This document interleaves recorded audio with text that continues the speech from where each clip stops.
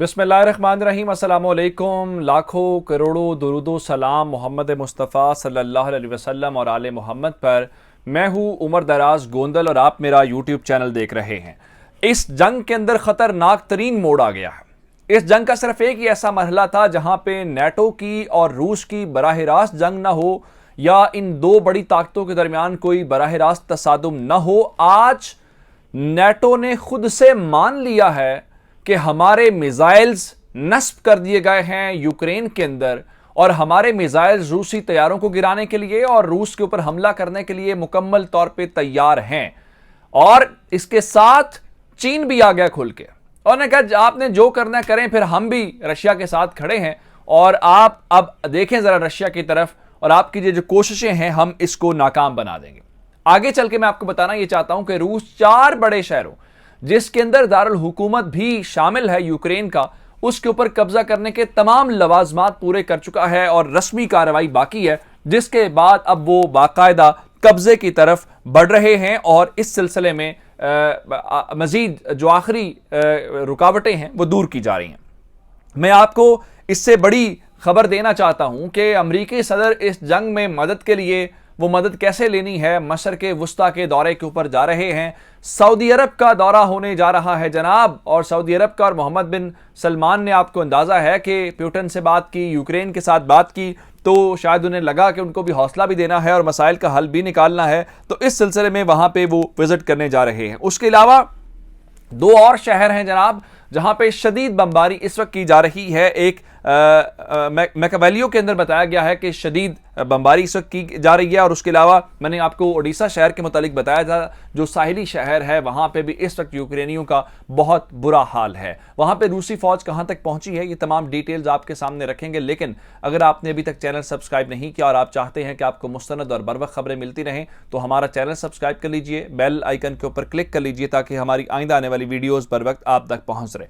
मैं आपको सिर्फ एक खबर देना चाहता हूँ कि चीन और रूस के खिलाफ एक ऐसा मुल्क सामने आया जो रूस के खिलाफ आया, चीन ऑटोमेटिकली जो है वो रशिया के साथ खड़ा हुआ। जरा खबर आप सुन लीजिए। ये नेटो के एक रुकन ममालिक का जो उसका लीडर भी है उसका बयान है, our missiles are on the ground now. वो कह रहे हैं कि हमारे मिसाइल्स अब यूक्रेन के अंदर नस्ब कर दिए गए हैं और अब इसके हवाले से जो रशियंस हैं वो अब थोड़ी सी तैयारी पकड़ लें। अब नेटो के मिसाइल और नेटो उनके ऊपर हमला करने के लिए मुकम्मल तौर पे तैयार आता है।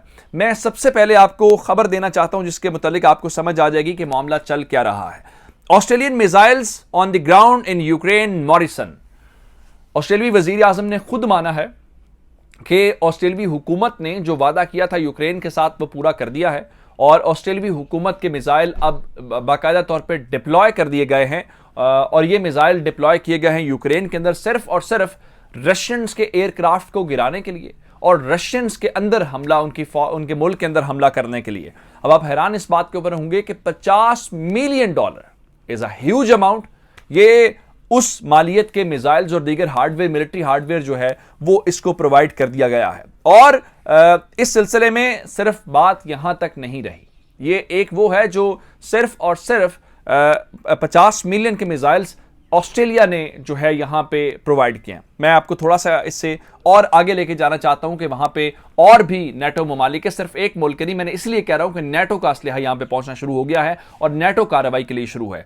US NATO supplied Kyiv with over 17,000, ये बहुत बड़ा नंबर है, 17,000 anti tank weapons in less than 1 week. New York Times की खबर यह है कि एक हफ्ते से भी कम वक्त के अंदर 17,000 एंटी टैंक मिसाइल्स, रॉकेट्स जो हैं वो कीव को यानी यूक्रेन के हवाले कर दिए गए हैं और उसमें नेटो भी शामिल है, उसमें अमेरिका खुद भी शामिल है और उनको कहा गया है कि आप यह हमला करें। अब ऑस्ट्रेलियन जब मैदान में आए हैं तो ऑस्ट्रेलियन आपको पता है कि इंडिया को भी बहुत सपोर्ट करते हैं। उनका ख्याल ये है कि सारे मामले के अंदर अगर ऑस्ट्रेलिया जो इंडिया है उसको अगर सपोर्ट करना है और चाइना को काउंटर करना है तो क्वाड नामी एक इत्तेहाद बनाया गया है जिसमें ऑस्ट्रेलिया शामिल है, जिसके अंदर इंडिया शामिल है। अगर आप ऑस्ट्रेलिया आएगा तो फिर चीन कैसे खामोश रह सकता है। हालांकि मॉरिसन ने ये ऑस्ट्रेलिया से कहा है कि चीन से कहा है कि वो मजम्मत करे रशिया की इस अटैक के ऊपर और साथ ये कहा है कि ये एक ऐसा इत्तेहाद है जो दुनिया के अंदर सेकेंड वर्ल्ड वॉर के बाद जो वर्ल्ड ऑर्डर है ये उसको तब्दील करने की कोशिश कर रहे हैं। और ये जो 17,000 हथियार हैं वो पोलैंड और रोमानिया के जरिए यहां पे भेजे गए हैं। जेवलिन मिसाइल भी उसके अंदर शामिल है। अब आप ये कहें कि आप ये सारा कुछ कर रहे हैं और उसके बाद रशियंस और चाइनीज के आपस में कांटेक्ट नहीं हुआ होगा या वो इसके ऊपर इन चीजों को नहीं समझते, तो मैं आपके सामने खबर रख देता हूं। China says friendship with Russia is rock solid. वो कह रहे हैं कि एक ऐसी दोस्ती है जिसमें दरार नहीं डाली जा सकती, जिसको आपस में अलग नहीं किया जा सकता। और जाहिर बात है, वो बात ठीक है कि उनकी मगरिब के दरमियान खिलाफ ये दोस्ती है और वो डट के खड़े हैं। अब आते हैं रशियंस इस वक्त यूक्रेन के अंदर ऑन ग्राउंड क्या कर रहे हैं, पोजीशन क्या है। 4 शहर हैं, चारों बड़े शहर हैं।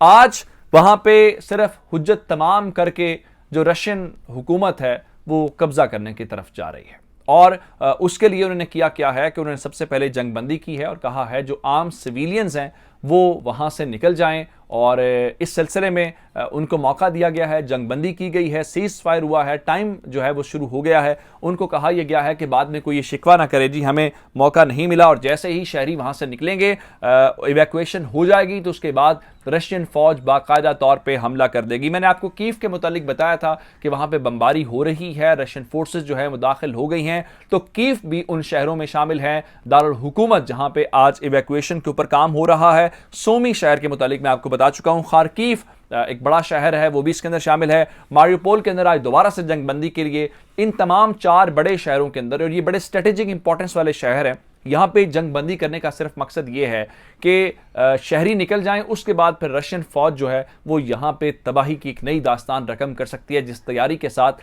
वो आगे बढ़ रहे हैं टैंक्स के साथ, और तैयारा जो उनके जंगी तैयारे हैं वो बिल्कुल इसको मलिया मेट करने के लिए मुकम्मल तौर पर तैयार नजर आते हैं। दूसरी जानिब एक और खबर जो हमारे पास है, अमेरिकन जल्दबाजी में बहुत सारे कदम उठाते हैं लेकिन बाद में एहसास होता है कि ये तो गलत हो गया। मैंने आपको खबर दी थी कि अमेरिकन ये चाहते हैं कि दुनिया के 3 बड़े जी ऑयल एक्सपोर्टर्स हैं, एनर्जी एक्सपोर्टर्स हैं, उसमें रशिया शामिल है, उसमें सऊदी अरब शामिल है और उसमें अमेरिका खुद शामिल है। इस वक्त जो ऑयल इंपोर्ट है वो 10% अमेरिकन की रशिया से होती है। अब नैन्सी पेलोसी जो स्पीकर हैं उन्होंने बताया जी अमेरिका पाबंदी लगाने जा रहा है। मैंने आपको बताया था ये अमेरिकन खुद भी, उनके प्रेसिडेंट भी कह चुके हैं कि ये पाबंदी हम उसके रशियन ऑयल के ऊपर लगा सकते हैं, और वो यूरोप को भी एक्सपोर्ट करते हैं। अब अमेरिकन जो हैं उसको काउंटर करने के लिए वेनेजुएला के करीब गए हैं। हालांकि वेनेजुएला इत्तेहादी है रशिया का, और वेनेजुएला जो है उसके ऑयल की ऑप्शन को भी कंसिडर किया जा रहा है। लेकिन उससे बड़ी मैं आपको और मिसाल देना चाहता हूं, जो एक बड़ा एक्सपोर्टर है वो सऊदी अरब है। और सऊदी अरब के हवाले से सूरत हाल इस कदर है कि तेल की पैदावार वो इस क्राइसिस के अंदर बढ़ाए, क्योंकि तेल की कीमतें मैंने आपको बताया था कि 13 साल की बुलंद तरीन सतह के ऊपर पहुंच गई हैं। अमेरिकन किस हद तक चले गए हैं आप अंदाजा इस बात से लगाएं कि अमेरिकन प्रेसिडेंट जो बाइडेन के मुतालिक बताया गया है कि वो सऊदी अरब का विजिट करने वाले हैं, और सिर्फ सऊदी अरब को यह कायल करने के लिए कि आप मेहरबानी करें और आप जो है वो ऑयल की पैदावार बढ़ाएं। व्हाइट हाउस इस दिन तक इस टूर के हवाले से बात नहीं कर रहा, कोई कमेंट भी नहीं कर रहा, तस्दीक भी नहीं कर रहा कि ऐसा कोई टूर शेड्यूल्ड है या शेड्यूल हो रहा है। लेकिन हमारे पास ऐसी इत्तलात हैं कि बाइडेन मुमकिन तौर पर सऊदी अरब पहुंच सकते हैं, क्योंकि जो सऊदी अरब वाले हैं, जो अरब है, वो आजकल वैसे भी रशियंस के करीब जा रहे हैं। तो अमेरिकन को ये एहसास है कि अगर इनको रोका ना गया तो मुत्तहिदा अरब अमारात दीगर जो ममालिक हैं वो इस तरह से उनके करीब चले जाएंगे।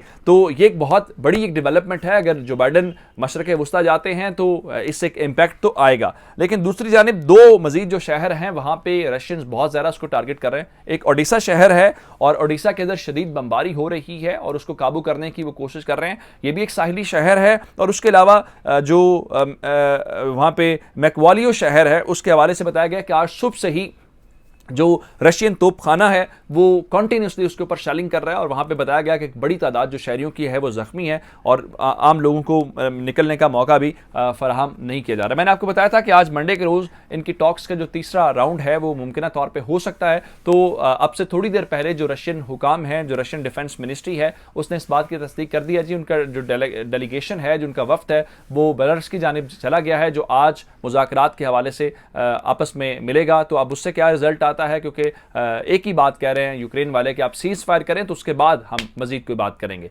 ये अब तक की डिटेल्स थी। मुझे उमर दराज गोंदल को फेसबुक, ट्विटर, इंस्टाग्राम के ऊपर फॉलो कर सकते हैं। मेरा यूट्यूब चैनल सब्सक्राइब कीजिएगा। आपकी इस बातों का बहुत शुक्रिया। खुदा हाफिज।